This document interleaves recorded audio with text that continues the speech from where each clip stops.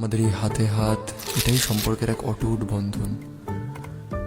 আগুনের পাশ থেকে আমাদের অনন্ত পথ হেঁটে যাওয়া, একে অপরের দেওয়া প্রতিশ্রুতিগুলো সারা জীবন পালন করা, গোটা জীবন একে অপরের সঙ্গী হয়ে থাকা, একে অপরের জন্য বেঁচে থাকা, এটাই তো আমরা চেয়েছিলাম।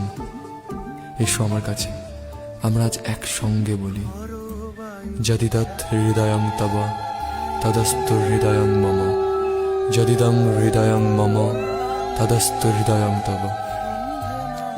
এই কথাগুলোর অর্থ জানো?